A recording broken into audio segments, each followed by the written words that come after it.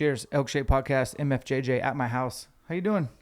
I'm fantastic. How you doing, Dan? You look good. How old are you now? 44. Your birthday was in May? Yep, just last month. Getting old, man. It's weird how, like, I don't know. I'm 42 in August. Mm-hmm. And I would say that as soon as I turned 30, I'd gotten married, we started having kids. It's been a blur. Yeah. But I remember my 20s, like, it was just, man, I'm not old. I'm never going to get old. Yeah. And I'm sure someone who's 50 or 60 listening right now is like, just you wait. You whiny little bitches. Yeah. But no, it seems like this spring, it's gone. And I feel like it just got here. Yeah. And I'm not even looking forward to summer. I would prefer another good month of low 70s, high 60s with some rainstorms. The last couple of days we've actually had that. It's been amazing. Fingers crossed, keep it going. Well, this high 80s at the beginning of May, man, we went from, do you remember how nice October was here? Oh, God, yeah. And then November 1, we got snow. Yep, which is great. Like to have snow in late season. For hunting. But then it was just winter until it wasn't, and then we kind of skipped spring again. So I don't like these. I like the 4 seasons. That's why we're here. Yeah, and it sure doesn't seem like we get 4 anymore. It does definitely seem like we have a very short spring, if it even exists at all, and a stupid long winter anymore. Or sometimes we get like good cold weather, and then it warms up for like a month, and then it gets cold again, which is kind of weird. So it like dissolves a good portion of the fall. Our winters seem to be getting a lot longer, or at least it feels that way. Maybe I'm wrong. I agree. And neither one of us, I ski a little for the kids. Yeah. I don't own a snowmobile. Winters are rough. We make a lot of content with you in the winter. Yeah, we got a lot of downtime, and we're standing around a shop and going, what can we talk about? But I do have tracks for one of my UTVs, and that's been fun. Oh. Yeah, that's been a good time. But I love that you have multiple UTVs. Beat the crap. Well, let's talk about your playground for a second. And I wish I had visuals to support this, but like when you go to Spokane Valley Archery, and I'm going to call it post D-Day. Sure. Okay. Why not? Well, it's when life started over for the better. There is like a legit fishing boat, like made for like bow fishing. Yeah. With the lights. Yeah. And on a trailer. Yeah. There's a giant flatbed with all this cool stuff for your property development up north, like water tanks and some 3D targets. This is all off memory just the other day. Yep. That's still There's several e-bike entertainment options, whether it's an actual e-bike or e-motorcycle, several. There is a dirt bike in the back that's a WR450 that looks like a pretty good one. Yeah, you want to buy it? If it had electric start. And then that's why I don't want it. if you, there's a golf cart, there's the 4-wheelers, there's UTVs, there's a really big camper, fifth wheel. Yeah. What did I miss? I think you covered all of it. There's a 4-wheeler. Yeah. There's a 4-wheeler. There's an enclosed cargo trailer. There's a short 4-wheeler trailer. I need to sell that. There's a heavy duty short trailer that I use for hauling like feed or whatnot, it's about the size of a 4-wheeler, but it's got 1-ton axles and you can really pull some weight on it, put a metal deck on it. Yeah, I got a lot of toys. I like my toys. That's definitely a hobby. And then you go up the house, there's a slingshot, those are fun. My Ram is still there. I need to sell it. I got to get that sold. But you haven't sold your Ram yet? No, I actually I have a dump trailer too and an excavator. So the dump trailer is like the best purchase. I am in the market. My dad brought one over and I'm like, dude, Dad, it was so nice. I'm like, what are we talking? And he's like, $10K. And I was like, oh. But I'm in the market. They work. They're so nice. I've just got to move a bunch of dirt around. So your Ram is a 2500? It's 2500. It's a 13. It's a mega cab long bed with fifth wheel setup and camper package setup. It's got the strap downs, all that stuff, or anything you want to do with it. But it was a conversion, so it's 2 frames welded together to make a long bed mega cab because you can't buy one of those. So it's got an 8-foot bed and a mega cab. Motor's been rebuilt. Transmission's been rebuilt. It's got a new turbo in it. It's tuned, and the tuning's now perfect. Everything about it's good, and it's 10 years old now, so it's time to move on to something else. What's the mileage? It only has like 110,000 original miles. My motor had to get rebuilt because there's a grid plate heater in them, and there's a bolt on one side, and somehow the solenoid got stuck open, and it melted the bolt, and it went down to the motor. Melted the bolt? Melted the bolt head off, and that bolt head went down into a cylinder. So we tore it apart, rebuilt it, put a small cam in it. I imagine a truck got towed when that happened. It was still running. Wow. Yeah, it was still running. It was making. I had that trailer that you talked about. It's got all the stuff for my property on it. I had that hooked on and was driving it to the property. When I made it to Sullivan and Sprague, the Harbor Freight right there, and like the last quarter mile before I got to there, I heard tack tack tack tack tack tack tack tack tack tack. So I pulled over, parked it, called my mechanic, had him listen to it. He's like, "Yeah, you need to go back and park it and disconnect it and bring it down to my shop. Like you're not." And I was able to drive it there, but yeah, there was and for a little while, it stopped making the noise, and then it would start again. Well, it was the piece of metal bouncing around in the cylinder, and there's places where it would make noise and places where it wouldn't. So I had to redo that. The transmissions and those things are garbage. So I was like, well, if I'm going to rebuild the motor, I'm going to replace the transmission and bulletproof. Could you grab an Allison and bring it into the... Possibly, but I had a shop in town that's really good with transmissions. Just make it bulletproof. Jake's transmission shit the bed on his Ram. Mm-hmm. And my favorite truck I've ever owned still to this day is a 13 Ram, 2500. Mm-hmm. Wasn't a long bed because like you just said, they don't exist. But dude, you need a long bed and a Crew Max. Couldn't keep that truck out of the mechanics. And I do a lot of wrenching, but I'm sorry, man. The third front end in less than a year. Yeah, it's terrible. And then the 2 water pumps went out, and that was under warranty. Like that was a recall. Yeah. And what else? I had a couple leaky pinions, and I will say though, we had a 33-foot camper trailer, and when that thing was behind the truck, I didn't even know it was there. Yeah. Like, that is truly the most raw torque I've ever had. And I had it tuned and all that, and it was lifted. It looked good, but I sold it because I was tired of, like, breaking down.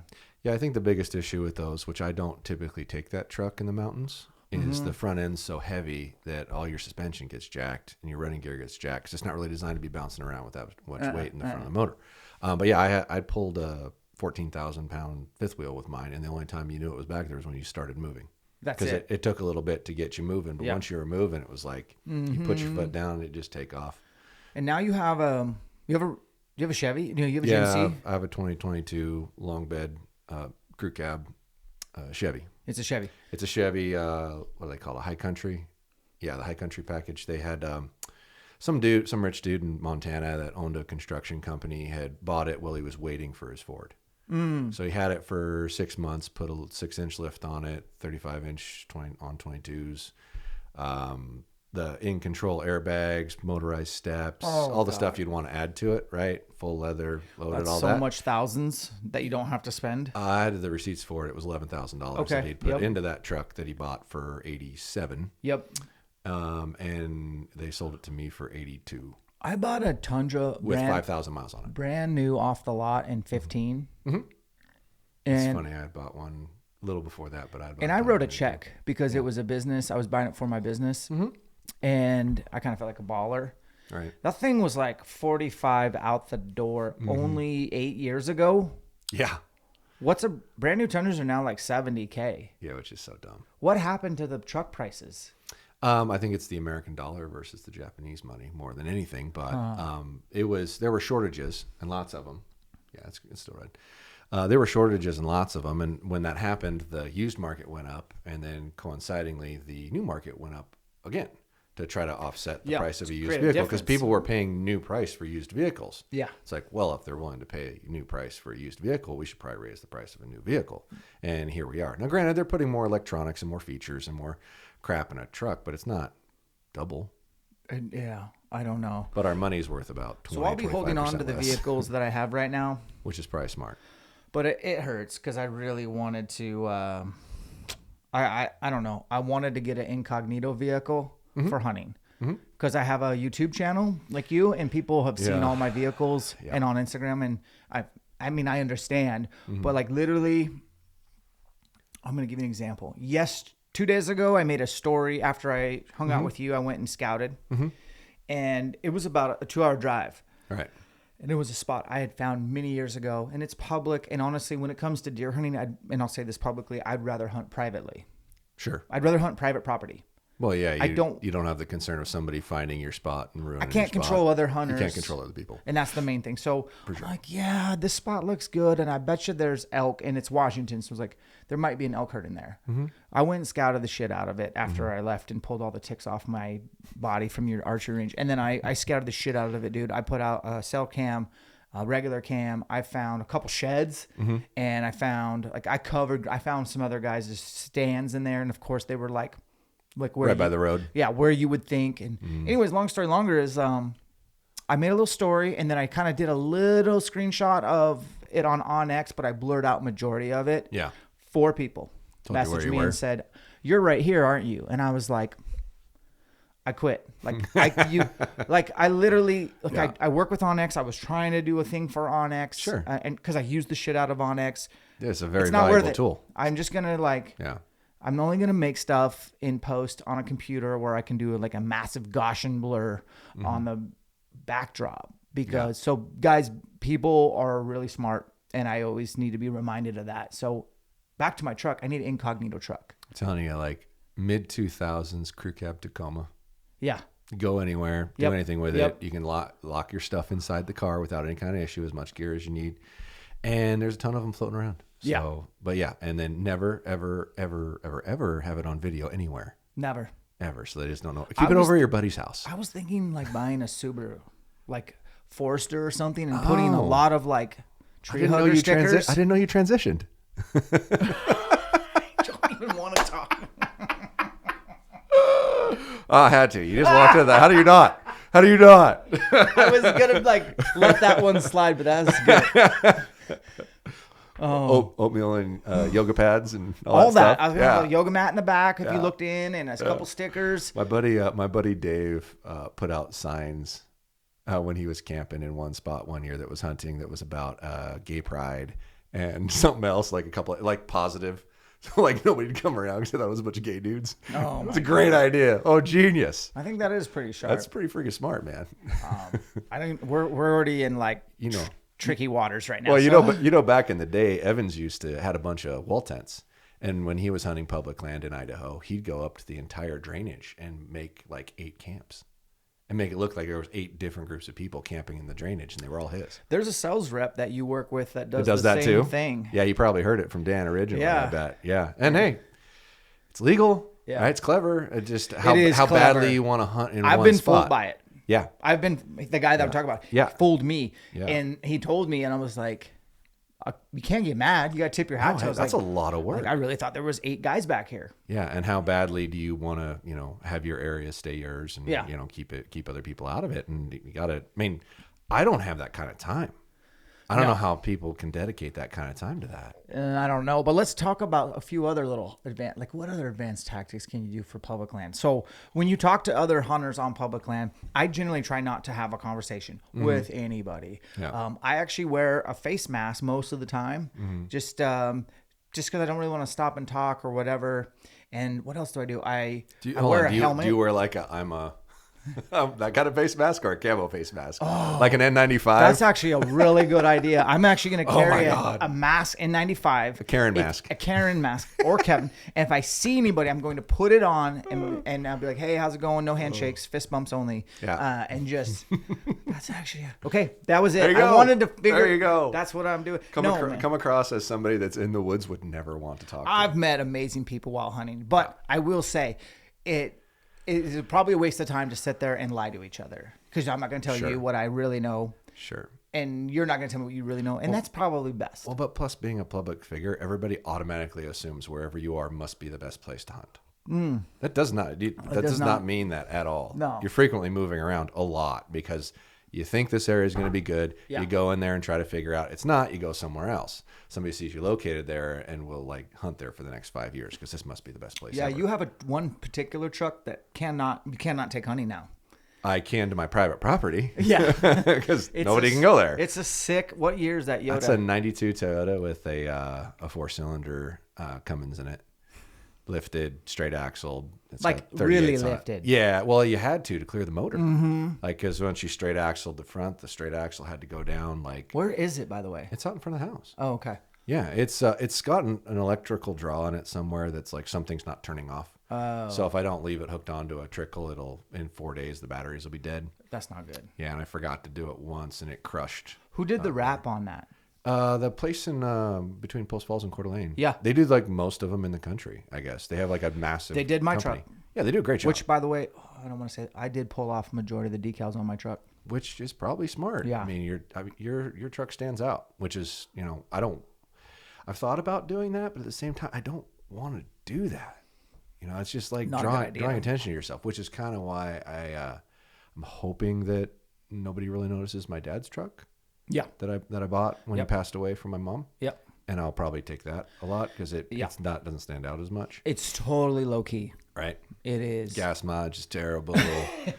And it stood up to a car accident and I got in really When we bought the Tundra, I quit worrying about gas prices. You just have to ignore it. You just have to take it on the chin. Yeah. That thing at 5.7 sucks. All right, Josh is here, guys. Backstory for those that don't know Josh. I met Josh. We figured it out at one point, but somewhere around 03, 04, I bought a bow from him. My first real bow, my big boy bow. My first bow purchase was, I think, an archery or pawn shop. Yeah. Was it a pawn shop? I think it was. It wasn't really an archery shop, but it was in Deer Park. And I didn't know anything. No, there was an archery shop in Deer Park, and there was a pawn shop that sold archery stuff in Deer Park. So okay, and I think it was an archery shop, but that'd be a Whitetail Plus then. I went in there. I don't even remember exactly what happened. I just went in there and bought a Martin Cougar. Yeah. And then I actually went in there again and bought my dad a bow for Father's Day, a Martin Pantera. And we used, the old Easton XX75. Yeah, 75s. And had a Walmart type target, and we had 10 acres, and we just shot on our property with with indexes, and we put tree stands up on our property, and we hunted elk.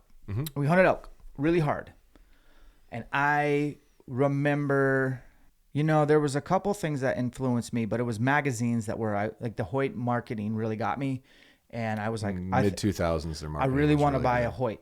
Well, it worked. And I went, I did research, and I figured out there was an archery shop, like a legit one. So I went to yours and I bought one from you. And the rest is history. I was in the hunting industry probably like in 06, really like kind of cemented in, got an article, a column in Bow Hunter.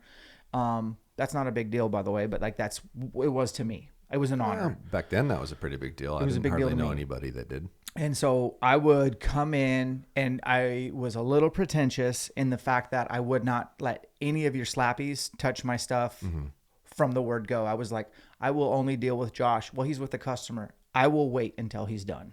It could be a while. I was like, I don't care. And that's kind of how our relationship started. I recognized immediately this guy's a freaking wizard, and it went from there. Now, when did I finally get you to come on screen to do YouTube? I know it took years of prying. I actually went back and tried to look and figure it out. Like, how long have I actually shown up on your channel? It's been more than 7 years, I'm pretty sure. Somewhere in that vicinity when I first started being willing, maybe 6, 7, something like that. And how many years did it take of prying? Oh, like a decade. Yeah. I was like, Dan, I don't have time. And the reality of it was I didn't think it would help anybody. No. Because I didn't see it. I didn't see how. I only knew my own area, right? And there was a lot of knowledge in my area, and largely because I'd been there for a long time and tried to educate people and taught people in the area. And I'm sure there were some other people as well that contributed to that, but I mean, I was the most consistent, longest tenured thing in the area, so I have to kind of take a little bit of credit for it. But I didn't see how making a YouTube video was going to help anybody. Honestly. Yeah. I just didn't. And I didn't have a compelling argument. And really. I was like, I don't have the time, man. What am I doing? And to be completely honest, I did it to shut you up. Because you wouldn't leave me alone. I was like, Dan, I like you. It's fun. It's a good time. This is a waste of my time. Yeah. So I picked my least needed time in a week. Yep. I remember. Wednesday at 8 a.m. Between 8 a.m. and 9 a.m. That's what you get. You gave me an hour, and then somehow I got you to do it again. Like, I got to do it a regular schedule. Well, when you did your first camp was when I became convinced it was actually valuable. Yeah. Before that, because I hadn't had a lot of interaction with people out of the area. Right. And everybody on that camp was not from here. There was like one guy from here. That was the furthest reaching camp we've ever done. That was a very large eye opener for me at the lack of knowledge and information available to a lot of different people. Now, granted, I'm sure there's probably areas that have a lot of good information, a lot of good knowledge, and maybe they don't show up to something like that. But there is way more that don't than do. I can attest. Yeah, my response has been that by far. I've now visited double-digit archery shops in the country doing the camps. There's something special you got going on at Spokane Valley Archery. I hadn't been there in months, and I went out and shot just the other day. I was like, God dang, this is like a stroke of gratitude hit me. I was like, this is the coolest little archery shop in the world because it's not like in town, but it's not far. And it has this, how many acres 3D course? The whole facility is on 13 acres. And the archery range is probably on, the 3D course is probably on 9 of it, or 8 or 9 of it. And it's so good. It's so good. It's going to be a lot better. Well, I'm excited for that. And I'm also excited for that. I get to write you a check for a lot of money to get my first standing full-size elk target. Reinhardt. I could buy one cheaper at a tack used, but like it's a hassle. It's a gamble. I was like, thank you for... I don't want to throw you under the bus, but I might have gotten a better price by buying it through you or from you. We'll just leave it at that. But I'm excited to have that. Yeah. And with you upgrading the targets, and all the targets are in really good shape right now. I just shot the course. There wasn't any, like even the moose, the iconic moose shot. We need to replace the core soon, but it's still... Every target on that course has a core coming too. Cool. So I'm not getting rid of any of the targets, and I'm doubling up again. Speaking of there'll be core a lot replacements, I got a giant box. Smooth On is a company that does like repair kits for 3D archery. Oh, is that the one that you used for that? Yeah. I saw that little I did it core wrong. video you did. We did it wrong. I made it so dense that I shot my first arrows into it and I couldn't get them out. I totally forgot I was going to show up with a replacement core for your, because I have a bunch of them at the shop, and I was like, dude, these are cheap. What are you doing?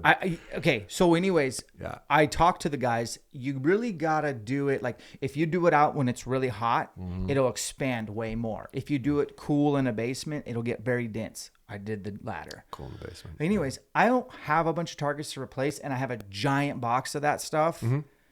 You should take that from me and use it. It is awesome. And it's visually, like that reel got 130,000 views in a couple days. I almost didn't even put it as a reel. So the visuals of mixing the stuff, instructions. I watched it. It was really cool. So I have a big box. Like I stared at it. I was like, ooh, take that off my hands. And if you need to replace anything, and do it outside, actually when it's hot. When it's hot. Yeah, you're supposed to do it in a warm environment, from what I understand. But it's great stuff, and it's a good... How about I give you a replacement core for the one you jacked up? I love that. How's that? Then I can cut out and get my expensive iron will components out of the middle of it. Oh, did you lose parts? Oh, yeah. Oh, no. Oh, jeez. I want to talk to Josh about tuning. You guys are all watching and listening because most of you should know Josh. We've basically done stuff together for a long time, and we've been friends forever. And I will say this, Josh has always had my back. He's the kind of guy, I'm not going to make you cry on this one, but I do want to say publicly, thank you. I was telling my wife this. I was like, I bitch about Josh all the time. He drives me nuts, but he's like a stepbrother where like, all that, whatever happens doesn't really matter. At the end of the day, I can look at our history, and you've always given the shirt off your back to me. And the best example is I cut my string, possibly with a broadhead, right before a hunt with a bow that was for proving grounds with Matthews. So it's a bow that you can't really can't replace it. Yeah. I called Josh with very short notice, and he's like, I'll stop what I'm doing. I'll hand make you a string, not the cable, but a string for you. And I just remember, I was like, I'm never going to forget this. And I'm not. Like, dude, you stopped everything to help me. And you've always done that. You've always helped me, given me any gear I needed or whatever.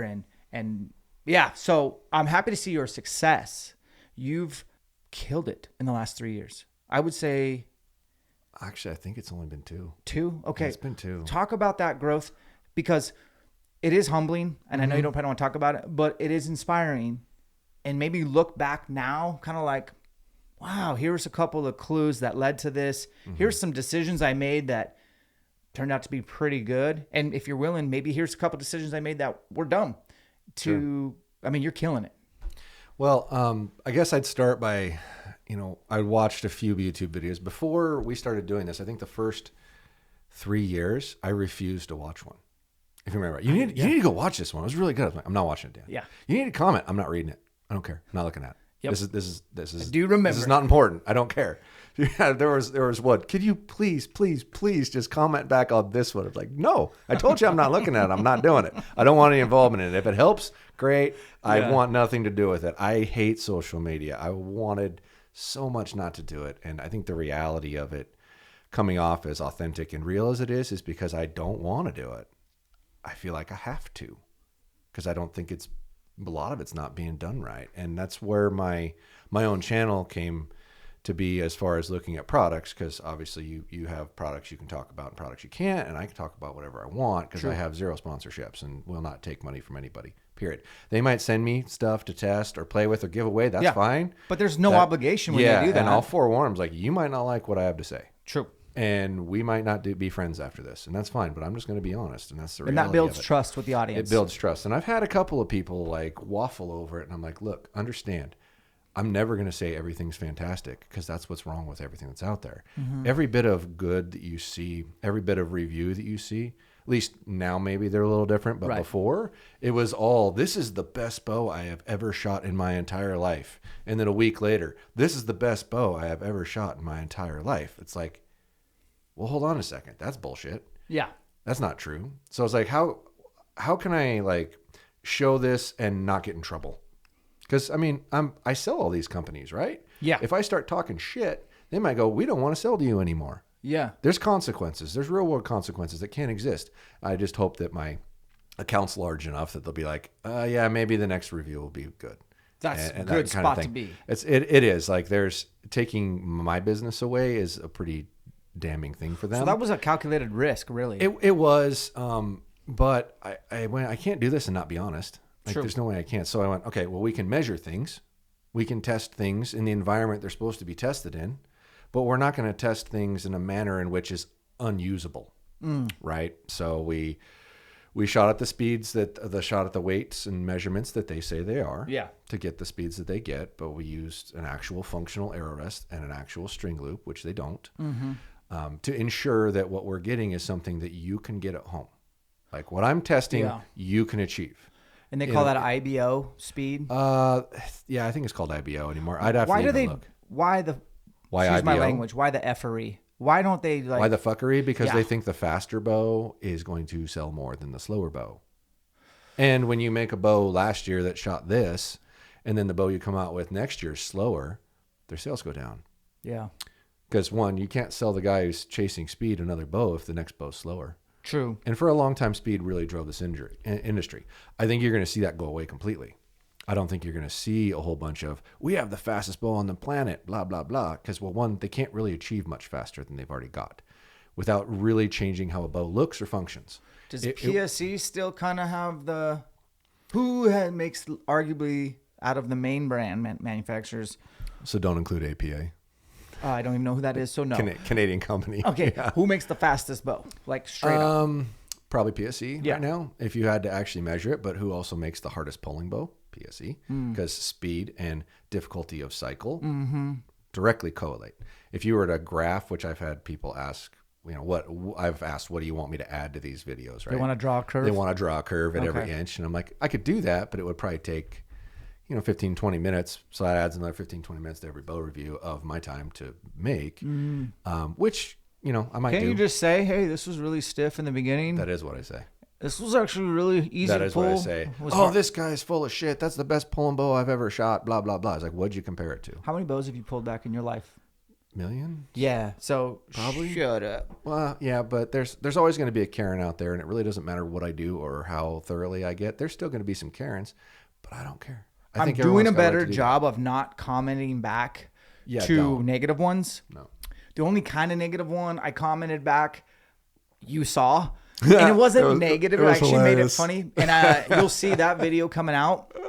That comment is white. You get to see it. I don't have an OnlyFans. Yeah, darn it. I do not. So give me your 3 best decisions you made it would be a in the last 2 years. Like 3 decisions that maybe looking back are like catapulted you to where, just to give context, your online sales day to day is insane. The amount of inventory you're buying, like your balls are dangling out there, bro. Like you're putting a lot of capital up front and a lot of goodwill. Yeah. Like what are 3 decisions in no particular order that have helped you? Well, one was just dumb luck. I was already doing the online game, but it was with like closeouts and things like that. You know, I'd gotten to where most major brands were calling me before they actually bothered to try to release a closeout list. That's true. And they just call me because you'd have some weird shit in your upstairs. Yeah, and none of it was in the store. Like none of it was visually downstairs. Yeah. It was all just, hey, there's this whole thing of they've got X amount of these, X amount of those. Of like Quest bows or something. No, it wasn't Quest. Was it? No. I just remember at one point you're like, I got 300 of these bows, and I'm like, I've never even heard of those. And you're like, yeah, I'm selling them on eBay and online, and they're going out the door. Yeah. So you had good. You had a good fundamental like know-how to sell stuff online. Well, I'd made my business the previous 7 years probably of growing my inventory, but it was mostly in that. Yeah. So I still would carry a lot of good products and more inventory in a pro shop than anybody else anywhere near me even had at that time. Yeah. Not counting the closeout stuff. And some of the closeout stuff was just really good products that were just really good deals. So we would put a few things downstairs. We're like, hey, this is a really premium thing, and it's 30% lower than it would normally be. So, hey, it's a good deal to a customer. We can pass that on. Yeah. Some of the stuff was just like, this is a little fucky. We'll just sell it online and let the world decide if they like it or not and not have it affect our local people. But when COVID happened, shops didn't have inventory. And I was Lancaster probably had more than me. Simmons might have had more than me. There might have been 3-4 places in the country, maybe 5, that had more inventory in their possession than me. And if anybody remembers back to then, if they were in archery or not, it was really hard to get product. Impossible. And I had really large accounts with all these people. Yep. Like I had high credit, high volume, right? And they're used to me buying a lot of stuff. So your average guy, if like, let's say he's dealing with a rest company, he's buying $10,000 in rests a year. He can't pick up the phone and say, I'll take 50,000. They won't sell them to him. It's like, well, your credit line is 10. So unless you pay for this up front, we're not selling it to you. Right. Well, I had really deep lines. So I could go in and let me back up. Number one good decision was just dumb luck. I happened to have a lot of product when COVID happened and everybody ran out of product. And I subsequently sold almost every single thing I had from that time that year, which I frequently would have stuff that I knew was going to take me a couple of years to move through. Yeah. Right. So that was great. That was good. And then once we got through the first couple of weeks, 3-4 weeks, and then we realized what was going on, that there was going to be some restrictions. People were going to have to be socially distant, that kind of thing, realizing that. And I'm like, well, you can't buy a gun hardly at all because every gun got sold. And I had distributors that sell guns, and I go and look at what their inventory is, and it was gone. Like, there was no ammo, there's no guns, there's no nothing. Yep. So if you want to shoot something, you were going to be restricted to a bow and arrow if you hadn't already bought what you wanted. Right. And if you had a gun, you probably weren't shooting it for fun because you couldn't get ammo. None. Right? None. So I looked at that and went, this is going to go for a long time as far as a demand in this sport. So I started dealing with every manufacturer that I would deal with on a regular basis, and I'd call them on Monday, say, what's your lead time? And then I would increase my order more than whatever their lead time was. And I did that. So this was decision number 2 that was big. I didn't hide into the fear of this whole thing is going to come crashing down and fall apart, and I just need to survive my business and not be stuck with a lot of inventory. So as the world changed and the demand went up, I already had orders in the system, and most people didn't. Yeah. So that put me so far ahead of everybody else, because if you give a manufacturer programmed orders, they automatically go into their book and they have to fulfill them. So I at one point had orders out 18 months with certain people. Like if their lead time was bad, I was going to give you 18 months worth of orders. So you were going to ship me product. i.e. landslides. Yeah. Perfect example. Yeah, I still have a ton of them, and you still can't hardly find one somewhere. No. I get them regularly, constantly. They're not as bad anymore. They're only like 2 months. Okay. But they were 14 months or 15 months at one point. I actually, they do business in a really weird way where they wouldn't send you a partial order. So if you ordered 10 things, they wouldn't send it until they had all 10 things. So I called my rep and went, okay, you are going to hate me, but here's what I want you to do. This is the product that I want, and gave them a list. And I want it every 2 weeks, and I want each one of these things on its own order. Yep. I'll play the game. I gave them $1 million worth of orders, and I think I crashed their system when he tried to enter them. Yep. Because there were so many different orders for me in there. Yep. And so they finally started going, okay, we'll send you partials. And I'm like, look, either you send me partials or I'm going to give you individual orders for the items, because I don't care if you have one thing or 9 things. I want the one thing. And the rep has this type those up. That's how he makes it. That's why I was like, you're going to hate me, dude. And he's like, dude, I get it. I want you to get product because I get paid if you get product. So if you don't get product, I don't get paid either. So I'll do it. That's a stroke of genius, man. Well, that's cool. You got to, I had several manufacturers that how they did business and what they did with your orders. I had to change how I order things to fight how they were doing it, to ensure that, hey, my order came up, you need to send me product. You can't just back burner it because it's 20 times larger than the next guy's or 40 times larger than the next guy's. Not cool. No, I mean, we're still trying to operate business, and my credit says I can have it. I pay my bills on time. Yep. I'm a large account with you. You need to send me product, like, period. And there was a couple companies that still wouldn't do it. Like, they're like, well, we don't want so-and-so to, struggle and whatnot. I'm like, well, but I'm struggling. I have commitments. I have obligations. It's not like I'm living in a mansion here. I'm not making a crap ton of money, and I have employees and buildings and things that you need to get paid for. So you can think you're benefiting this small little guy right here, but you're hurting me. Yeah. And I know you probably feel like I can take it, but either you play fair or you don't, and let me know what the rules are, and I will adjust to whatever your rules are. I don't care what they are, but you better abide by what they are. And one particular company did me dirty 3 times. They gave me the rules. I put my orders in by the rules, and then they didn't ship my order. 3 different times. I was mad. I was hot mad. Like, it's your livelihood, I based this off of what you told me to do. Right. And then you changed what you're doing. And you only changed it for me. And it doesn't help that I was trying to order like 3/4 of what they can make. But it's like, you can't just do that. Like, either you got to tell me how it is. And so I stopped going through them and actually went through another channel to ensure that they couldn't dick with it. But it's just the struggles that you face, when you kind of a moving target, really. I have pivoted so many times in my life. It's stupid. Like, I was the anti-online and I was the anti-low margin product guy. Like, if it didn't reach a certain margin, I wouldn't carry it. Like, period. I didn't care if everybody walked in asking for it. The margin on it's garbage, so I'm not going to put it on my wall. I will order it if you want it, but I will not stock it. And I've gone from that to, I don't care what the margin is. I'll carry everything. That's good. Yeah, so you said luck/timing. Luck/timing. You said second one was being more clever than everybody else. Good purchasing practices. Good purchasing practices, sure. Which I've already told you that before. I think you're really good at buying. That you have to be. Lastly, third one. Oh, God. Early to bed, early to rise, work all day, advertise. Marketing.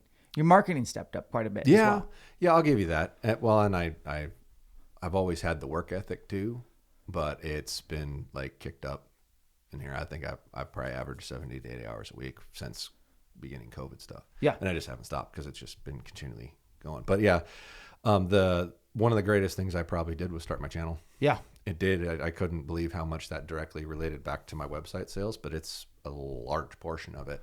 And it is very smart to do. Yeah. It really, especially if you can get some traction.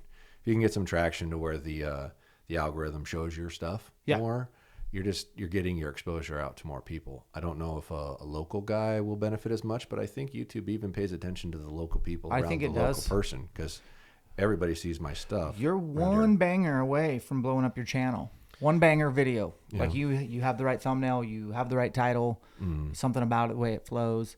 No, Tim busted your balls to do that channel for a long time. He did. He's pretty convincing too. So, but you're also pretty hard headed. So it took a while, but it did work out well. It was another one of those things. I don't have so much time. How is this going to be valuable? Well, look what you had to do. You had to buy stuff, camera gears, lights. Oh yeah. Hire videographers, editors, teach yourself, and then make time for it, and then make studios. And like if you look back, I bet in the last 2 years, I bet you've spent I don't know how many thousands of dollars 20. on stuff. Yeah, 20 pretty easily. It's a good investment. Honestly, there is an ROI. It is.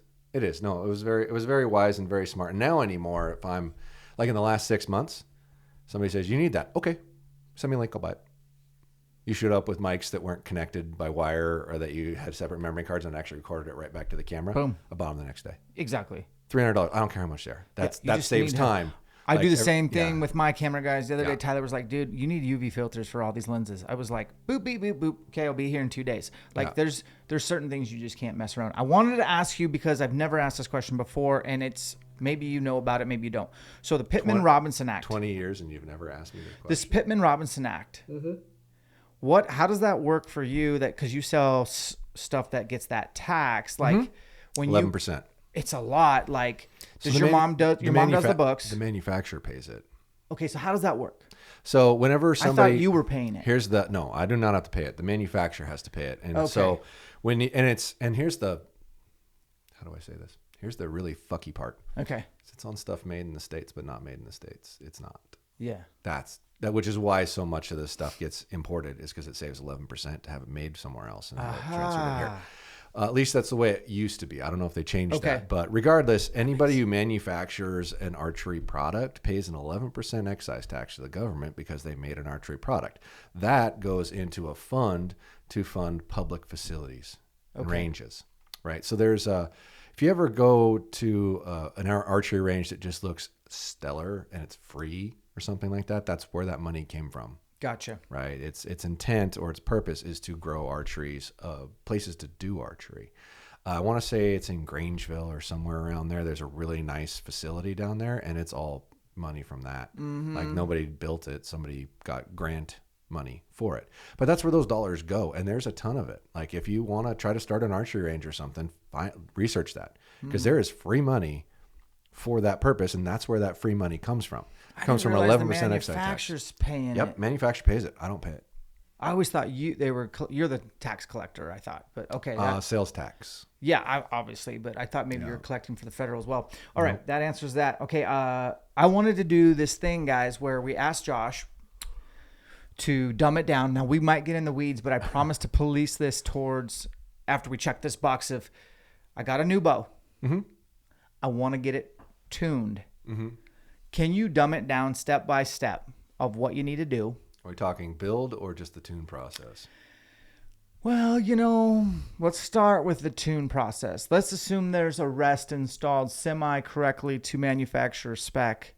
Let's assume there's some decent strings on there. Are we assuming the bow's wheeling tuned already and timed? I don't think you can assume that. Okay. All right. So let's say the bow's built. It's got like good quality strings on it, because if you don't put good quality strings on it, you're just going to redo this over and over and over. So it's kind of a waste of time. And that is like the most important thing. I do not want you to skip over that, guys. I have literally witnessed this. Like one thing Nick Fisher did teach me, I'd never measured to the thousands of serving on your string. Yeah, serving diameter. And he showed me a certain manufacturer that I had on my bow, and it was like, don't smile. You know what I'm talking about. It was like 119, and he was telling me his sweet spot for him was like 108, 109, and Dan Evans is 109, and I'm like, I got to reserve this string. Mm-hmm. So anyways, super important. And now remember, there was a few years there, I'm not going to say what bow it was, but people will be able to figure it out. But that was out of tune after every month. I'd bring it in and be like, Josh, my bow's out of tune. Mm-hmm. Strings matter. Strings are probably the most important thing you can put on your bow, which is why I emphasize it so much. And you rock gas. Gas has been really good to us. They fulfill orders really fast, really well. You won an award. We actually stopped. We were a top 10 dealer or something like that the first year, and we didn't start till April. Sick, man. We're number one dealer in the country right now for gas. Boom. That's cool. They make good product. That's not to say they're the only one that does. There's some really good stuff out there. Yeah. It's more the materials they're using, and if it gets a good stretch on it before it gets served, which is what I always used to do when I built them. I'd put them in a jig and leave them in there under stress for a long period of time, which you can do on a small scale, but it's kind of hard to do on a large scale. But most of them know which fiber materials give and which ones don't. And most of them are paying attention to that when they build it. So if you build it with the right material, you got a really good likelihood of it not stretching. Because if it stretches and it's noticeable right away, they're going to get a phone call. Yeah. And they got to rebuild a set of strings and send the guy a new set of strings, right? That costs them money. So it's to their detriment. It's beneficial to make a product that doesn't stretch because it's most notable and anybody's aware of it anymore. But regardless, like I said, there's a lot of good companies out there. Put good strings on your bow. Don't I'd rather spend that $150 or whatever you're paying for them on that than a nicer sight or a nicer rest, because the cheaper rest probably isn't going to move. The cheaper sight's probably not going to move. I guarantee you cheaper strings are going to move. Fact. You can't have crap move and have it keep functioning. So assume we have good strings on there. You set your ideally, I don't think this is super critical, but people will get geeky about it. Measure your axle to axle and your brace height and shorten or lengthen the strings and cables till those match. Right. Match the specs. Match the specs of the manufacturer. Gotcha. One, it's always good to be able to go back and check it. Yeah. Because if they're both stretching equally, your timing will still look right, but it's actually getting longer and it is changing some things. So that's a good starting point. And then once you get the axle to axle and brace height measurement correct, then you want to check timing and orientate, shorten or lengthen, which you should always shorten, not lengthen, because these things are going to get longer. They're not going to get shorter. Yeah. So if you end up a titch shorter, you're better off because it is going to give a little bit at some point. It just hopefully gives equally. Mm-hmm. So set your timing at that point, right? And then check your wheel lean. If you, depending on what bow you have, you may not check your wheel lean until you try to tune the bow. If you skip that step, have your arrow rest 13/16 and have your right spine arrow and shoot it through paper and you get a hole, your wheel lean's probably good. So when we pick the arrow, the main thing to pick, regardless of all the options out there, is to get a properly spined arrow. Oh, 100%. And not underspined. Underspine's the dangerous thing. Okay. Overspined is kind of safe. Like if you're on the verge or the edge, according to a chart of what you should use, probably go stiffer. Okay. Just to be safe. Yeah. And then if you look at that stiffer arrow and go, oh, it's too heavy, then maybe look at a different brand or a different product and get the GPI that you're looking for at an appropriate spine. But almost everybody in general nationally is probably shooting too weak of an arrow. If you have a stiff enough arrow, it'll always perform. A weak arrow will not. Now, ideally, you want the optimum spine because you're getting the most efficiency for velocity for energy. If you overspine an arrow and it weighs more, you're losing velocity. You're getting a titch of energy, but you're losing velocity, and your energy is based off of spine. It's not really based off of physical weight. It's based off of the appropriate flex or energy transfer based off of stiffness. Taking into account how much front weight you have, how much vane weight you have, those all matter. But getting the right spine arrow is super important. If you're on the edge, don't go weaker, go stiffer. It's always going to work better. You'll never find somebody who went a little stiffer and goes, this just doesn't work as good. That doesn't happen. I've heard maybe a little bit of like right-hand shooters having a too stiff an arrow go slightly left a little bit or something. But how hard is it if it's like way too stiff? How hard is it to not make it stiff though? You can manipulate things. Right? Add a little tip weight. Yeah, there you go. It's harder to make a weak arrow stiffer. 100%. Like really hard. It's way easier to make a stiff arrow weaker. 100%. Now you got all this stuff. Maybe you haven't checked wheeling yet, but you definitely have in time. You have a rest set up proper. Mm-hmm. You have your center shot, which is basically a 90-degree angle, right? Where the arrow is coming out true. Most bows. Ish. Most bows. If you have equal and opposite eccentrics, so the wheel above and the wheel below and the cable track above and the cable track below are exactly the same, then yes, it will be level. If they're not the same, it might not be level. You might, because when you draw that back, the knock end based off of the orientation may change. And where it is back here is what matters. Just like wheel lean, when you draw the bow back, where the wheels are pointed at each other at draw is what matters on how it's going to tune, not at rest. Right. But everybody's checking those at rest. That's kind of important. But so you can skip the wheel lean step and run it through paper and see if you get a good hole to start. If you don't get a good hole, don't move your arrow rest. You need to start manipulating your wheel lean based off of the hole you get. If you get a point right tear, you need to move your cams to the right if you're a right-handed person. If you get a point left tear, you need to move them towards the left. So whichever way your point is the way you move the cams to try to manipulate that out. And I will have minimum 4-part video series on walking you through how much you move it and how much it changes a tear for this type of bow, that type of bow, for wheeling, and how much shim is. And I'm doing a series of shimming and which shims change how much. So if you've got a laser alignment, if you're using a spot hog laser tool and you're pointing at your cam and you see it moving this far over, how much of a change is it going to take to hopefully get you pointed at the cam? So you don't have to sit there and do it like 3 times. I figured if I just went through and did a video with all of them and you could see how much it moved each one, it would help you narrow down how much you need to change it. So I'd like to maybe watch you're not that. intimidated. Do the same thing with Hoyt. Do the same thing with PSE. Just did the one with Bowtech, but Bowtech's cheating because it's easy. Yeah. Yeah.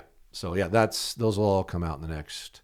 The nice thing about 2. wheeling or cam orientation or whatever you guys want to call it, from my experience, is like it's kind of a one and done type thing. Yeah. You know, like I've never had you have to redo wheeling. As long as you don't have fixed string yokes, you won't have to redo it. Right. And if you do have to redo it, you might want to take a look at your bearings. Oh, yeah. Because the only way that moved is if your bearing shifted. Like the balls that's inside there, that's everything's rotating on. If one of those pops and the balls shift, then the cam can rotate. But if you don't have a movable cable guard and that hasn't changed out, there's no way your left to right changed. Okay. Unless you went from not torquing the bow to torquing the piss out of the bow. That's possible. So yeah, you adjust your wheeling for tune, get a good hole. And I don't mean a kind of good hole, like a perfect hole. If you get a perfect hole and you have the right spine arrow, your shaft or broadhead are going to strike the arrow pretty damn close to it. Okay. And then from there, if you're a target shooter and you're shooting a target setup and you're ever going to put a fixed blade broadhead on the bow, shoot a shaft. Make sure you've got your shaft weight identical and the weight on the back of the arrow where the fletchings are, just like you did with Nick.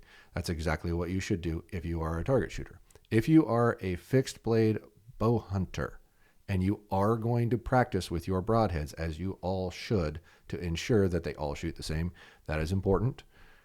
I don't recommend shaft tuning in that scenario because the broadhead and the shaft on a fixed blade broadhead are going to do the same thing. So it's a redundant step.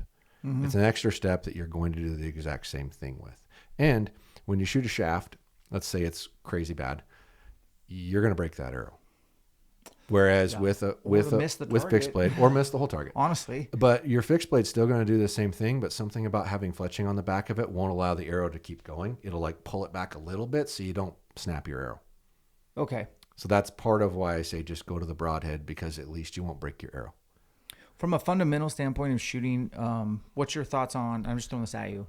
Mm-hmm. What if you got this, everything like you just said, and you had 6 bare shafts with some electrical tape or whatever on the back to match your fletch, so the total weight's the same. Mm-hmm. And why would you have 6? Let's just say you have a half a dozen. Okay. Okay, you fletch 6, you didn't fletch 6. You take those 6 that are on fletch, and you kind of stand there in your garage a few meters away from the target, and you shoot through paper, and all you're trying to do is check your continuity, your consistency of your arrows. And then once maybe you establish like twisting the nock a few times and you get those to be all pretty congruent, then you know that you can do that repeatedly to see if you're actually like... So you're referring to nock tuning. A nock tune / audit on your technique also. Oh, okay. Because I think all this bear shaft talk, which I've never done a lot of it, I kind of like it, but I don't love it. You know what I mean? I know how to skip to the end. Ask my wife. I can skip foreplay. It's cool, but like I do think there's something said, like especially in the off season, about like shooting close to paper. Foreplay is really important. I'm a married man of 14 years. I know this. Obviously, time for an audit. Yeah. For the target guys, so for anyone trying to get better at their game, like I don't know, man. I kind of like the idea of maybe they have, if you can afford 6 bear shafts to just leave as is, and they are nock tuned. Okay, you're in a slump shooting. Go shoot through paper with a bear shaft, maybe, and your bow's still tuned. It's you. Okay, so from an audit standpoint, just an audit standpoint. Okay, from an audit standpoint, you can take that same thing with your fletched arrows, and it will still show a difference. So you don't really need that. It 100% will. That's true. If you're doing it different, I watched you do that at my camp in California. Right. It was bad. Yeah. So it'll still do it, and it will do it. You'll still get a variance in each. Let me explain that. So like there was a dude, and I'm not gonna say his name. I can't remember it, but he literally shot like 3 shots. It was point left, point right, high tear, and then Josh was like, "Give me that bow." And then you shoot it. And I'm like, "This thing's so not tuned." And then you shoot it. It's got a perfect bullet hole. I was like, "Okay, bro, you literally did 3 completely different shots." Mm-hmm. Well, his draw length was way too long too, and that's part of it. When your draw length's long, it's really hard to do it the same. Yeah, that's why draw length is so important. Yeah. If anything, I'd rather it be a tit short because you are shooting angles and things like that, and you lose it. So that's why it's so important. Yeah. So I guess we should probably come back to you get a good bullet hole, like a really good bullet hole, really good, clean, true, clean bullet Target hole. guys probably need to torque tune and bear shaft tune, or just go to bear shaft. Well, yeah, you probably want to torque tune because it's going to change what your tear does. Yeah. Like at that point, if you get a decent paper tear, like looks really good, looks really clean, and you're going to torque tune, then do that. And then go back and check your paper tear. Maybe explain torque tune for those that are new to it. Torque tune is the process of, depending on whether you're using the sight or the rest or both, you move the arrow rest out and slowly move it back in until you deliberately torque the bow left. You shoot one straight, normal. You torque it left, you torque it right, and you keep moving the arrow rest in or out until those hit as close to each other as possible. That's it. On most modern hunting bows, that's going to be as far forward as you can move your arrow rest, which is where I just typically put them to begin with on a hunting bow. And then your sight, if you have a dovetail on it, you do the same thing. You move it out and slowly move it back in, torquing each time. Move it a click at a time because it's got little indents in it until you can hit as close to the middle as possible. And it does make a difference. Yeah. But once again, as you learned when you did it, you moved your sight all the way in, you moved your rest all the way in on a hunting bow, right? Target bow's different. That's definitely worthwhile. And then I actually had never purposely torqued before, and Nick was like, no, more. And I'm like, yeah, this string is going to jump off the cam. And that's the scary part of doing it too. So and be careful. Well, that's why it needs to be a certain level of person. Can you even do it the same?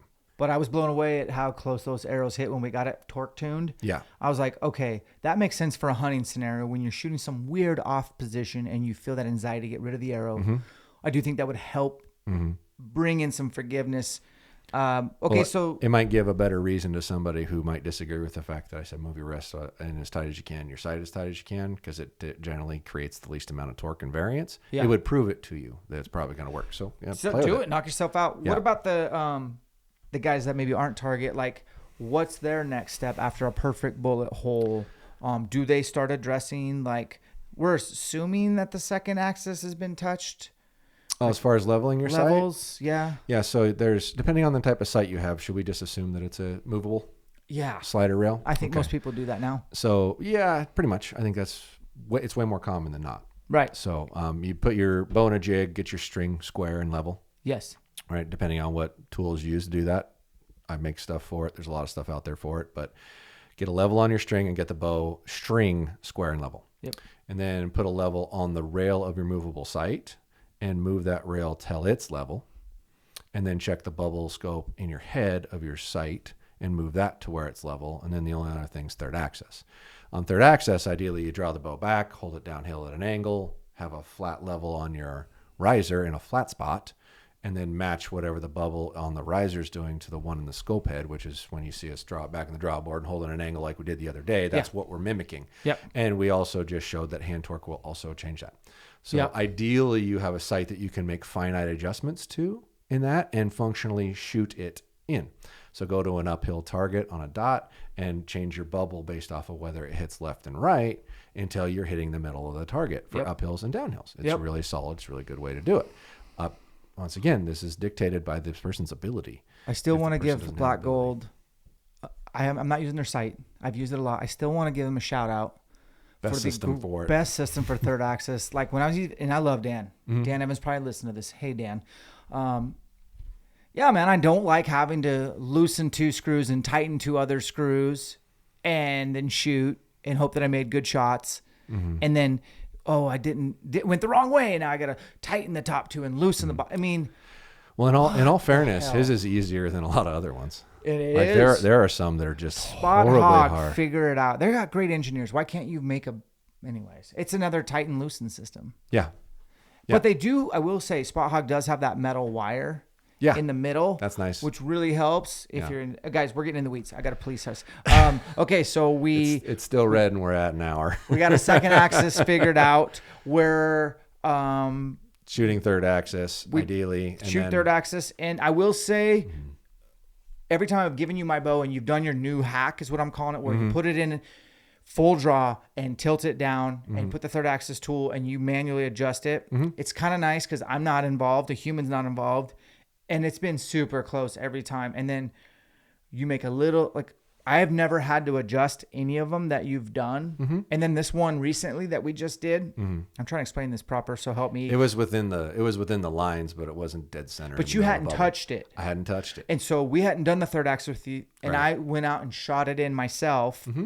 And fortunately, at your range, I got a steep downhill and a steep uphill. Oh, and those targets are right next to each other on purpose. So it's convenient. You can walk in a circle and keep shooting it. So I shot my downhills and I was trending right. I went and shot my uphills I was trending left.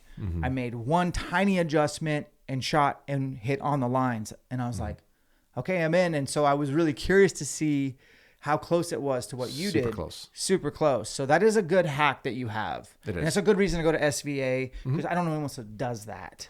Yeah, there's I think I've seen it one other time, but not with that tool because that's a tool I made. But we are working on manufacturing that tool. I think that would be great. An integrated draw board that pivots, so you can pull a bow back and check those things. It'll be so ideal. It's a time saver. That actually goes on to a last chance press because that's what most people have. That's what we all have, man. Yeah. Well, there's a couple out there that are. What's the red one thing that? That's the red one. Express or something. Oh, I haven't made that in like 5 years. 10 years. Dudley's. Dudley. Okay, so hold on. Let me talk about Dudley for a second. Hey, John, you don't listen to my podcast, but I want to play a soundbite, and I want to know if he messaged me because I know he saw. Oh, so he saw this story. Yeah. I tagged him. He didn't comment, and last time he texted me, he was kind of mad at me because I made a little clip with Joel Turner, kind of making fun of the silverback, but it was like literally just the release for children. Yes, Joel likes to say, but it was just a clip. He actually had great context. It's a great release, and I love John, but I got a text from him. He wasn't happy about that. So I'm gonna play the soundbite. All right, today on Knock on Archery, we're gonna switch this guy here from the silverback over to the Carter Wise choice. Are you ready, my friend? Ready. We've got a really nice total archery challenge shot over here. You ready for this? Through the trees. You got target downrange. Here's your new release. I'll trade you. Okay, thank you. Knockonarchery.com. All right, so pull through the shot. You ready? Okay, focus. Pull through. Pull through the shot. Draw your bow. Pull through. Okay.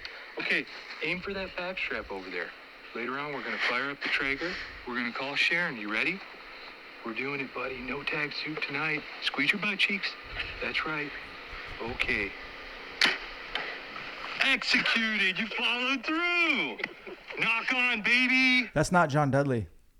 No? Yes. That is a subscriber at Bear Camp with the best John Dudley. That was not. Oh my God, that was good. You thought I was Dud. I did. Yeah. When he said, shoot through the back straps, fire on the Traeger. We'll call Sharon. Squeeze your butt cheeks. So I tagged Dud in that, and like, dude, I was like, this is the best Dudley impersonation. We got nothing but love for you. Yeah. I think he's probably offended, but I thought that was like, you thought that was. How do you get that much in the public and be offended?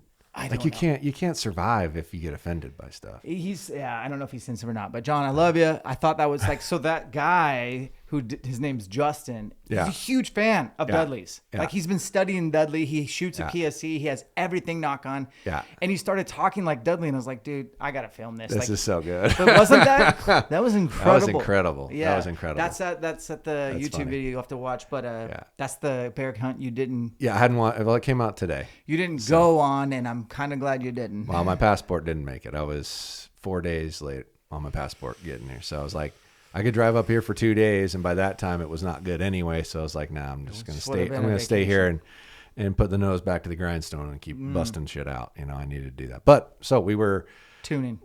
We've got the first, second, and third set. Now you sight in your bow to distance. Make sure your distances are all good. Let's talk about that and then, quickly.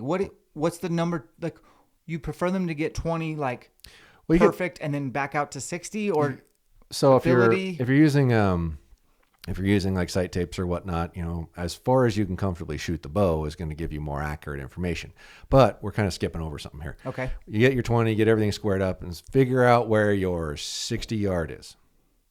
Right? Get 60, and then reset your peep height to where that is the most optimal, comfortable position. Thank you. And then go back and refigure out where 20 is, because it ain't on 20 anymore. Because if you're set at 60, 20, you're going to be pushing into it pretty good. 100, you're probably still touching the string barely with your nose. Yep. And that's to give you the most accurate overall package. Yeah, like my peep right now is not the most fun to shoot at 20 and 30. Mm-hmm. But gosh dang, anything past 60, yeah, it's perfect. So I'm willing to deal with that a little bit, you know? Yeah, I mean, you got to look at like 20 and 30 as these are easy. Do I really have to do it perfect at this distance? Right. Or do I want it to be perfect farther on? So get your peep set at 60, refigure out, which once you move that, it's probably your 60 is now probably going to become 50. Mm-hmm. Realistically, you're probably going to lose about 10 yards off of what you were shooting. Get that set good. got all your distances, everything's money.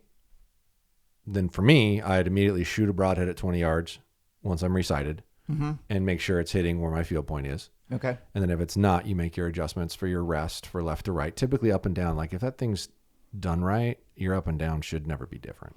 By the way, are we going to redo the broadhead tuning video? Yeah. I was thinking about that yesterday, and I was like, I'm going to put it out there. If you live in the Spokane area, I'm tired of being on the video.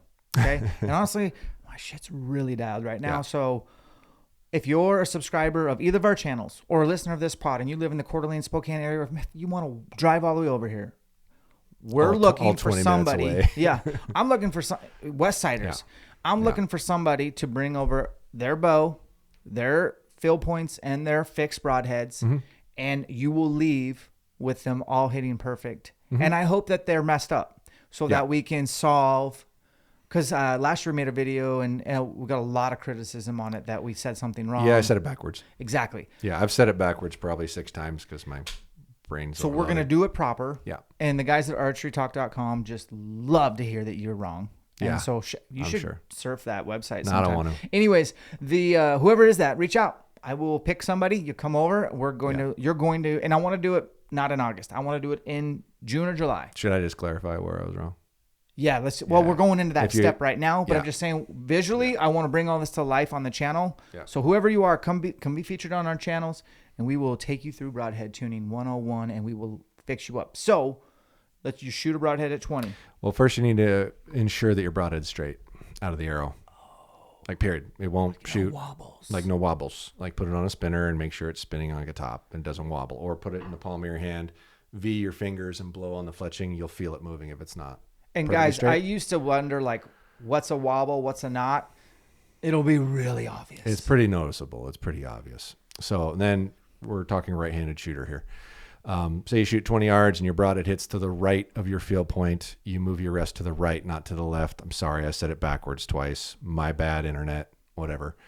But yeah, if your broadhead hits right, it's the same thing as a shaft tune. If your broadhead hits right, you move your arrow rest slowly to the right, and I mean slowly. Like a click. Like a click, like enough that your paper tear probably wouldn't look any different. Like a click or 2 clicks. If you have to move it more than like 4 or 5 clicks, your spine's probably wrong. If you've got a good tear and everything seems to be flying really good, you shouldn't have to move more than 4 or 5 clicks. I would probably start looking at, okay, hold on. Maybe this is too weak of an arrow. And if it's hitting left, maybe it's too stiff of an arrow, which it's almost never going to hit left. Because it's really hard to have too stiff of an arrow. Yep. Right? But what if it does end up hitting a combination of right and low? Right. I've seen that a lot. So low, if you're talking low, which also low can be weak too. Really? So right is weak and low is weak with a release and a standard arrow rest without tension on it. That makes sense. So they'll hit right and low is usually weak. So if you're striking right and low commonly, it's an easy way to test that. Back your bow down 5 or 6 pounds. Does the low right go away? It's probably spine. That's a really cool suggestion. Doesn't cost anything. It's an easy check. Or you could pull your fletchings off and nick like a half inch off your arrow if you didn't want to Yeah. You could, but that costs something. Yeah. Right. Adjusting a limb bolt doesn't cost anything. Just screw it right back on. You cut a half inch off your arrow. That arrow's now half inch shorter. Can't fix that if you decide that wasn't what it was. Because you could be getting a contact somewhere. Something could be hitting somewhere that's making it kick that way. Whereas if you just shoot a lighter weight, you'll see it change. Let's say you shoot at 60 yards. You shoot your broadhead first. Left and right's money, but it's about 3-4 inches low, and your field point's right in the bullseye. That's happened to me a lot. Do you bump the rest up ever so slightly? I would immediately go back and check my timing. Okay. I would immediately go back and check my timing. And then if I'm sure my timing's good, and I would check it in a draw board that has an offset handle that mimics the actual drop distance between your hand and where the arrow leaves. So that arrow should be coming back straight with the hand position low. Where some of the draw boards out there draw in a straight line. How's my draw board on my last chance? That does it, right? Nope. Oh. You'll be a half a twist out. Okay. Yeah. So if you look at the draw board I have in my shop, the handle is offset, and you actually have to move the draw board for left or right. And it's offset by the distance in which your hand would sit on the string. Because I learned that like 10, 12 years ago. You'd put it back in a last chance draw board, and you'd deliberately set it a half a twist out. I knew I'd learn something. Because when you pull it back in your hands, all of a sudden, okay, it feels out. But I just checked it. It's not. Well, yeah, it is. It absolutely is. So, and then a lot of the really hard aggressive cams, it's hard to get them perfectly timed. The new Bowtech target system actually has a adjustment. You can readjust where the peg is. I'm trying to remember. I think Black Eagle's actually making that one that McCarthy is talking about, the timing one that you mentioned the other day. Oh yeah, the Dan McCarthy timing little doodads. Yeah, it's a little thing you put in your cable. You could just put some string loop material in there if you wanted something to change the. These are like the little length. hourglass. Yeah. I think it's pretty smart.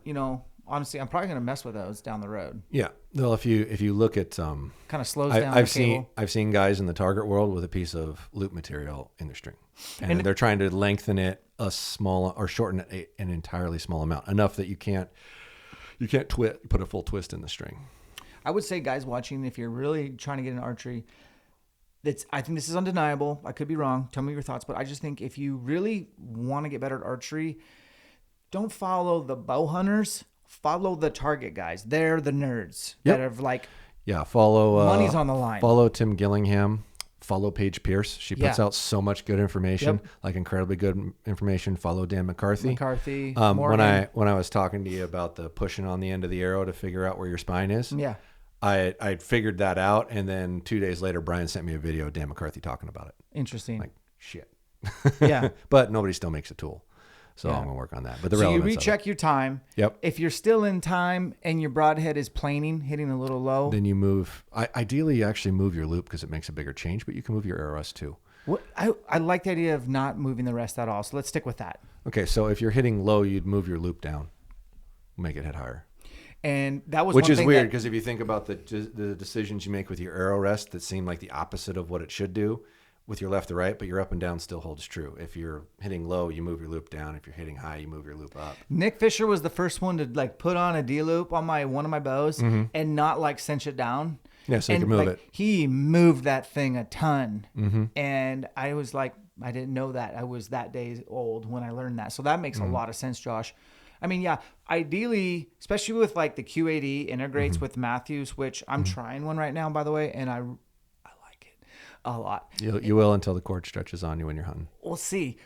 I hope that doesn't happen. But 1316's off the rise. The thing's built for it, and I don't want to move it. And it sounds like there's all kinds of ways to not move your rest. Some workarounds. Let's say you did need to move it.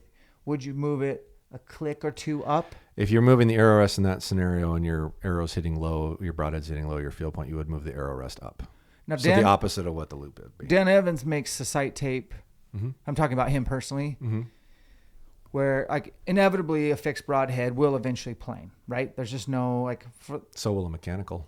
And a mechanical eventually. So he has basically figured out a way for himself to use a different sight tape for things that are going to kill animals instead of field points. Sure. And it's just one on each side. It's so slightly different, but it's just a little more stretched out. It won't be different. That's a good practice. It won't be different till 80 or 90 yards, and then it'll get different. Okay. Because of drag.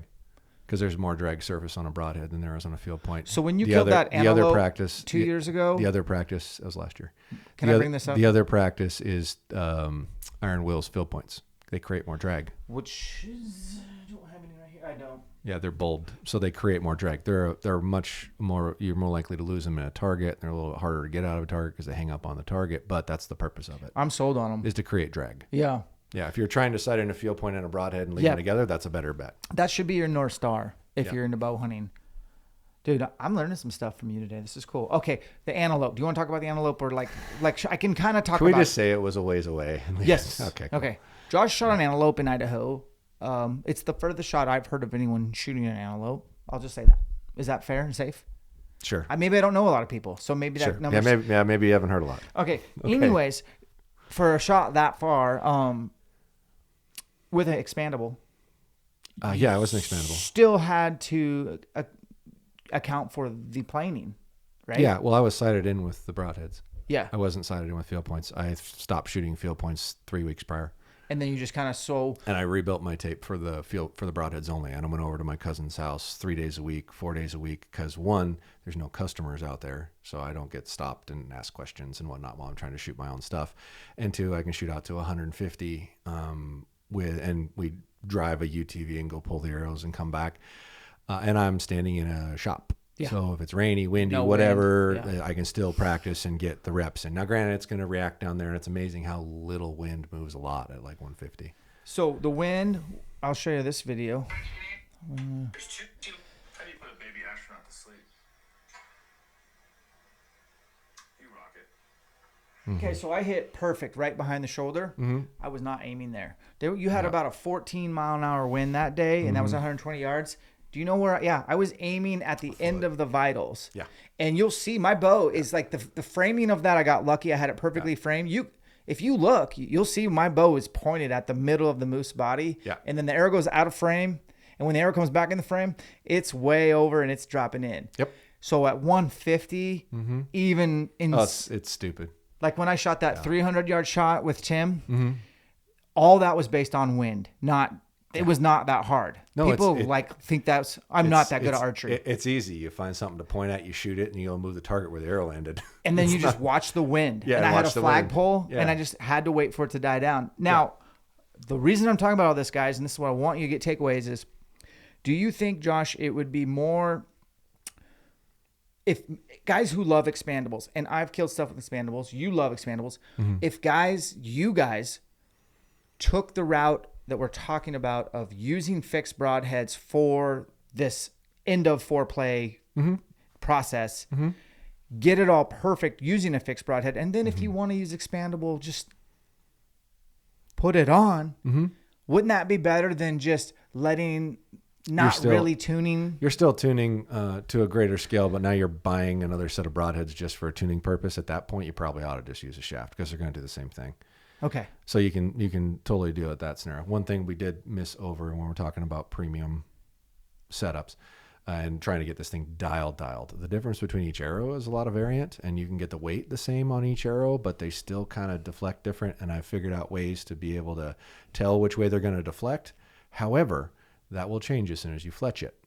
So for those of you standing out there, knock tuning shafts, because this is the optimum performance and perfect setup, etc. That doesn't work as soon as you fletch it. It's different. So if you're going to knock tune, you should be knock tuning a fletched arrow, not a shaft, because they do look different arrow to arrow. You can do the exact same thing. To think that the fletching is correcting the arrow at 7 feet is foolish. It hasn't even had a chance to do anything. That would make sense. So, and that's actually a lot of the like high level guys that are shooting 4-fletch. That's more of the reason why they're doing it, because it's easier to reorientate the arrow and not refletch the arrow, because there's more orientation points. You can pick which which fletch is supposed to point the right direction because you have more of them. So as you're tuning it and trying to find that optimum point where it actually does shoot exactly the same, mind you, they don't have to look like a perfect hole at first. They just need to look like the same hole. So they're flexing the same each time. After that's fletched, a 4-fletch gives you more points of contact. Okay, I got a dozen pro comps on the way. You heard me ordering the iron wheel components. So I'm going to cut those arrows. If I fletch them first and glue and hot melt, are you saying to shoot through paper? Shoot each one of them through paper. How and turn far? them, like 7 to 10 feet, just right out of the bow. It doesn't. You don't have to be far away from it at all. Are you talking 120 degree rotation, 90 degree, 1/8, 1/4? So I still really like 3 fletches because I don't think they move as much in the wind. I'm going to 3-fletch. I'm going to use a hybrid HP. Here's the negative. Okay. You're going to have to refletch a bunch of them. So you fletch them. You turn it to where you turn it to where the tear looks exactly the same. Okay. And then fletch them all the same color. Right. Got it. So if you end up 120, you're just using that one as your cock feather instead of the other one. Don't have to refletch them. If you end up 60 degrees in between the two to where they're orientated, guess what? You're refletching that arrow with the fletches pointed the other way. So you gotta say that really slow for me. So because Okay.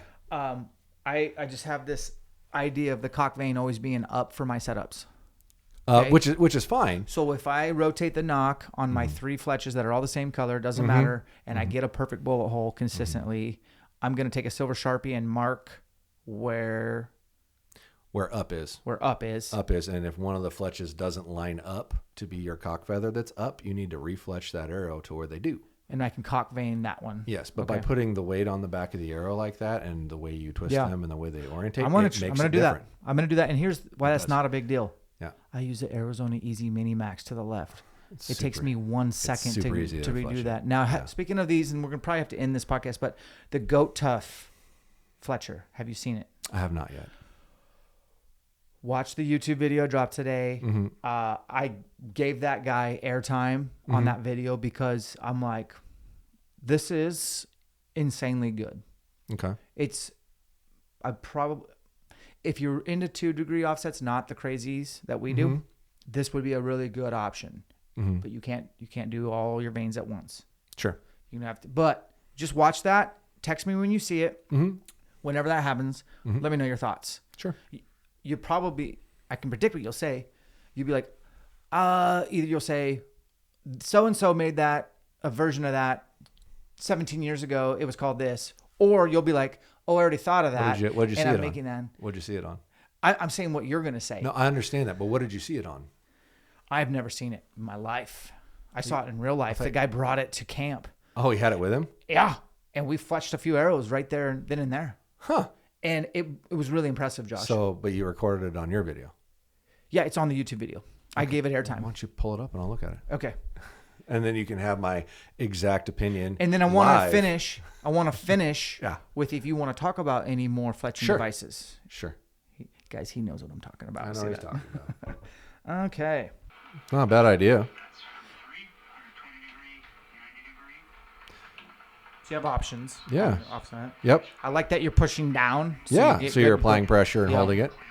That's a good idea. I mean, at first thought, it actually looks like an Arizona plastic one that they made. Okay. But it's different. Like the thing that holds the vein isn't actually a clamp. It just sets in it and you push down on it. That's not a bad idea. And then he served the little thing so there was no slop on the knock, you know? Mm-hmm. But that guy's name's Craig. He's a huge fan of yours. He calls you out a couple times, like for fun in the video. Sure. He was bummed you weren't there. But he's a great guy. You would have loved him. Yeah. Full nerd. Did you get the gist? Yeah, no. The little spindle is a 4 or a 3? Yeah, I hadn't seen that before. I'll bring him in. And the prices are really fair, like $45 retail. Yeah. I'm like, that's a pretty good option for people. Sure. So my dad was like, I'm buying one. Yeah, that looks like a good tool. I mean, it's along the same premise of what I'm trying to make, because I am making a fletching jig. It's not done yet, but I wanted to make it so simple you can't fuck it up. Yeah. And you can adjust it, but there's different pieces for changing how much it is. But there's not like this moving it back and forth to get it where you like it. There's pre-built things. I like that. And you are doing all of them at the same time, not one at a time. Yeah. In what I'm making. And as far as the knock fitting tight in the receiver, there's actually inserts for the size of arrow. What do you know? Thinking of a thing or two. When is it going to be done, dude? Ask Mark. Beauvais. He's been dicking with it for like 2.5 months. Then maybe the issue is that we're making it perfect. The issue we're having is getting enough pressure on the vein that you don't have to hold it and it holds itself. That would be nice, man. That's the issue. That's where we're at. And it's really close. Arrow. It's really close, if you had 2 of them, it's sitting make there it affordable so that you can buy 3 or 4 at a time, or make a bundle. We're targeting 100 because it's mostly metal. It's not plastic. So give me a bundle price if I buy 3 or whatever. I love having multiple jigs when I'm doing a dozen. Yeah, well, the premise of the time it takes to load it, the time it takes to set it up, and the time it takes to glue it, you only need 2, because that's dry by the time you've finished doing the other one. And there will be a 3 fletch or 4 fletch options. How much patents does Bitzenberg have? Bitzenberger's like 70 years old. I really doubt they have a valid patent. An OMP made one that looks just like it. It just hasn't come out yet. I was going to say, I'm going to make one not out of pot metal that actually, I'll shave it all down the way it's supposed to be proper. Because I would take a look at OMPs before you waste your money just to make sure. But it looks a lot like it. I still don't have them. I have 100 of left, right, and straight of each on order. Yeah. Still haven't seen one yet.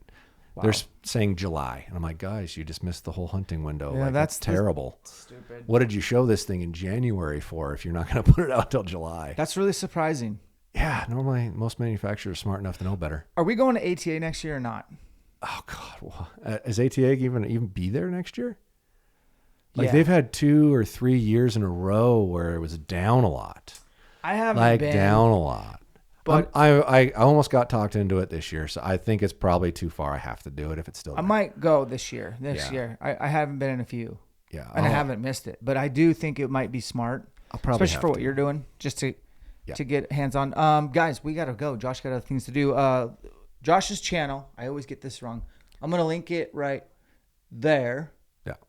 And I'm also going to put a link right there to sub his channel. I'm going to put a link right here to sub my channel. If you are here and lurking and not subscribing, please, all you got to do is subscribe. It's no sweat off your eyebrows. Just do it. We need them. It helps make more content. It's really important, guys. Subscribe, please. Leave a bad comment or two. Yeah, leave me a shitty comment. I love them. Tell Josh to quit wearing a mohawk. He's 44 years old. Or you would do it if you could, and you know it. Oh, nice. Parting advice, Josh, for guys who watched this far and found it interesting.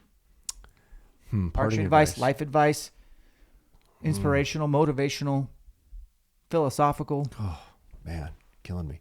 Make sure your stuff's perfect. Don't spend the extra money on gear if your gear that you have hasn't been set perfectly to begin with. Learn how to work on your own stuff because it's only going to make you better. Don't be afraid of it. And I am trying to put out as much different how-to stuff so you're not afraid to do it. You need to work on your own stuff. It doesn't mean you're not going to go into the shop and ask for help. You've learned how to work on your own stuff. You're still constantly ask for help. It's a process. Yeah, it's a process. And I still see as much. I mean, it's not that different, right? Eventually, maybe you get to the point that you don't need me, but you've probably put 30 people out there that still do because you were learning to do it yourself. And that's the point that a shop needs to take into account. Having somebody work on their own stuff is going to get more people in the sport. And at the end of the day, we need more people in the sport. That's the only way it's going to survive in the hunting end of things. If we don't have more people hunting when they vote on stuff, there's not enough voices voting our way. We need more involvement. That's being more confident in what you're doing, i.e. working on your own stuff. Nothing more valuable than working on your own stuff, in my opinion. My parting advice is from the last podcast Josh did with me, which was been over a year ago, and that is call your dad. If he's still alive, call him today. Tell him you love him no matter what. I'm going to do that right now. Call my dad. Haven't talked to him all week. Let him know Josh lost his father. And watch that podcast. We'll link at the very end here. That's a really cool, emotional podcast. I'm glad we did it on video mode. So check that out. Get to know Josh. Subscribe to channels. Separations and the preparation. We'll catch you on the next one.